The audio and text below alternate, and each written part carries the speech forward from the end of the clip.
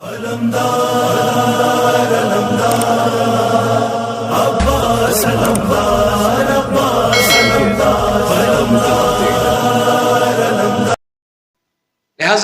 اب اس زمانہ غیبت میں آپ کی، میری، ہم سب کی کچھ ذمہ داریاں بنتی۔ کیا ذمہ داری بنتی ہے؟ پروردگار عالم نے قرآن مجید میں جو آیت میں نے آپ کی خدمت میں تلاوت کی، سورہ آل عمران کی آخری آیت 200 نمبر آیت ہے، اس آیت کے اندر پروردگار عالم چند ذمہ داریوں کو، چند وظائف کو، چند احکامات کو تمام مومنین کے لیے بیان کر رہے ہیں۔ یا ایھا الذین آمنوا، اے صاحبان ایمان، کیا کرو؟ تمہاری 4 ذمہ داریاں ہیں تمہاری زندگی کے اندر، یہ 4 احکامات ہم تمہارے لیے بیان کر رہے ہیں اس آیت کے اندر، ان کے پابند رہو۔ وہ 4 احکام کیا ہیں؟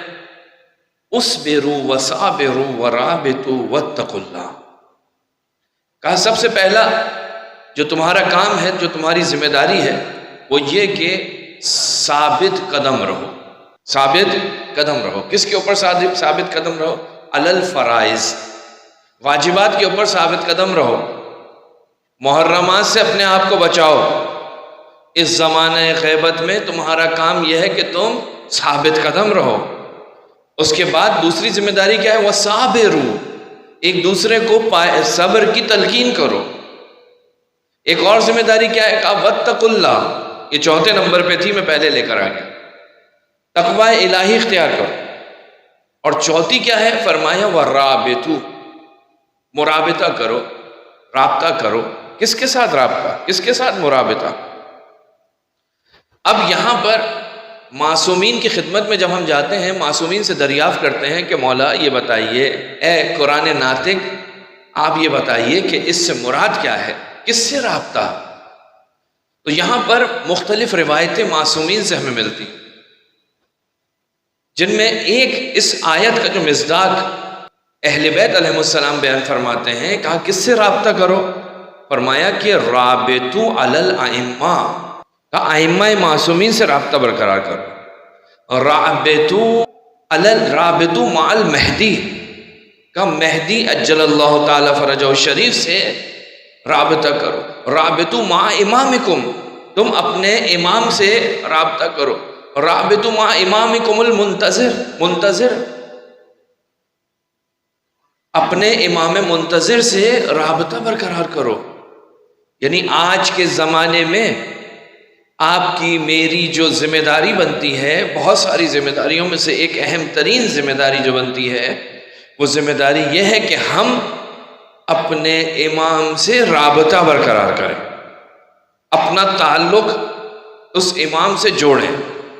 اب یہ جو تعلق جوڑنے کی بات آ رہی ہے، رابطہ برقرار کرنے کی بات آ رہی ہے، تو یقیناً اس رابطے کو برقرار کرنے کے لیے آپ کو چند کام انجام دینے پڑیں گے۔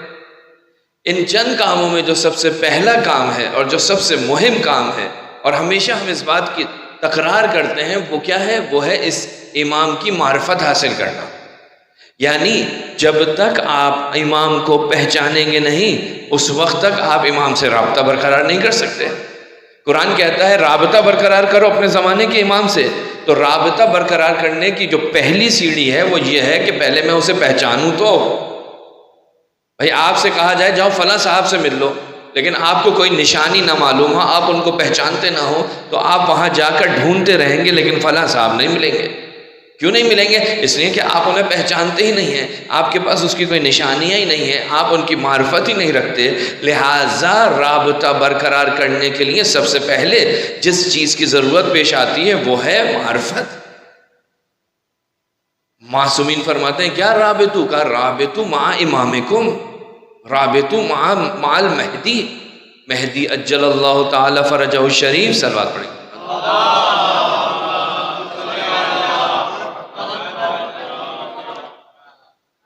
برقرار کرو، رابطہ برقرار کرو۔ اور اتفاقاً اہل بیت علیہ السلام کے سلسلے میں، تمام معصومین کے سلسلے میں چند چیزیں بنیادی حیثیت رکھتی ہیں۔ ان میں سے سب سے پہلی چیز یہ معرفت ہے۔ رسول خدا کی وہ متواتر حدیث ہے جو تمام مسلمانوں نے نقل کی ہے کہ من مات ولم یعرف میتتن جاہلیہ مات میتتن جاہلیہ، من ماتا ولم یعرف امام زمانے ہی ماتا میتتن جاہلیہ، اگر کوئی شخص اپنے زمانے کے امام کی معرفت کے بغیر اس دنیا سے چلا جائے تو اس کو موت جو آتی ہے وہ کون سی موت آتی ہے؟ جاہلیت کی موت، گمراہی کی موت، ضلالت کی موت۔ یعنی یہ وہ معاملہ ہے کہ جس کے اندر کوتاہی قابل قبول نہیں ہے، جس میں جہالت، سستی قابل قبول نہیں ہے، یعنی عذر انسان کی قابل قبول نہیں ہے۔ امیر المومنین نہج البلاغہ کے اندر فرماتے ہیں علیکم بطاعت من لا تعذرون بجہالتہ، کہا اس کی اطاعت کرو کہ جس کی شناخت تمہارے اوپر لازم قرار دی گئی ہے، جہاں پر عذر قبول نہیں کیا جاتا۔ یعنی امام کی اطاعت کرنے میں، امام کی اطاعت نہ کرنے میں اگر کوئی شخص اطاعت نہیں کرتا تو اس کا عذر کل پروردگار عالم قبول نہیں کرے گا۔ علیکم بطاعت من لا تعذرون بجہالتہ، تم معذور ہو جہالت کی وجہ سے، کہا یہ قبول نہیں ہوگی، اس کی اطاعت کرو، اسے پہچانو۔ لہٰذا امام زمانہ سے متعلق جو آپ کو دعائیں ملتی ہیں، جو آپ دعائیں کرتے ہیں، مختلف قسم کی دعائیں۔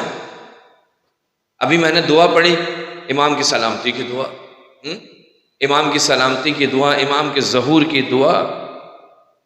اسی طرح سے ایک دعا جو معصومین نے آپ کو مجھے تعلیم دی ہے، جہاں سلامتی کی، جہاں ظہور کی دعا تعلیم دی، وہیں ایک دعا کیا ہے؟ وہیں ایک دعا یہ ہے کہ اپنے زمانے کے امام کی معرفت کی دعا کرو۔ اور نہ صرف یہ ہمارے امام کے ہمارے زمانے کے لیے، بلکہ اس زمانے میں چھٹے امام اپنے صحابی سے کہہ رہے ہیں کہ آخری زمانہ اگر دیکھنا نصیب ہو تو اس زمانے میں یہ دعا کرنا، اللہم عرفنی حجتک، پروردگارہ تو مجھے اپنی حجت کی معرفت عطا فرما، فإنک ان لم تعرفنی حجتک زللت عن دینی، یعنی اگر معرفت امام زمانہ نہ ہو تو میں گمراہ ہو جاؤں گا، گمراہ ہو جاؤں گا۔ لہٰذا معصومین نے جس چیز کو اہمیت دی ہے وہ کیا ہے؟ وہ ہے امام کی معرفت۔ کیوں؟ اس لیے کہ اگر یہ معرفت نہ ہو تو انسان گمراہ ہو جائے گا۔ امام کون ہے؟ آیت اللہ الاکبر، اللہ کی سب سے بڑی نشانی اس کائنات کے اندر، جو سب سے عظیم نشانی ہے پروردگار عالم کی، وہ کیا ہے؟ وہ ہے وجود امام زمانہ اجل اللہ تعالی فرجہ الشریف۔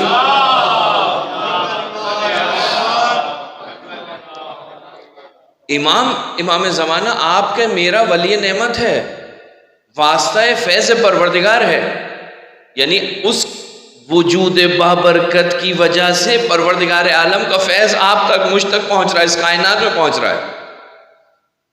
اگر کوئی آپ کا ولی نعمت ہو، کوئی نعمت دینے والا ہو، تو میری اور آپ کی ذمہ داری اس ولی نعمت کی نسبت کیا ہے؟ اس کا شکریہ ادا کریں۔ اور شکریہ ادا اس وقت تک نہیں ہو سکتا جب تک پہچانیں گے نہیں، جب تک پہچانیں گے نہیں اس وقت تک ہم اس ذات کا شکریہ ادا نہیں کر سکتے کہ جس ذات کے وجود سے یہ کائنات کا سسٹم باقی ہے۔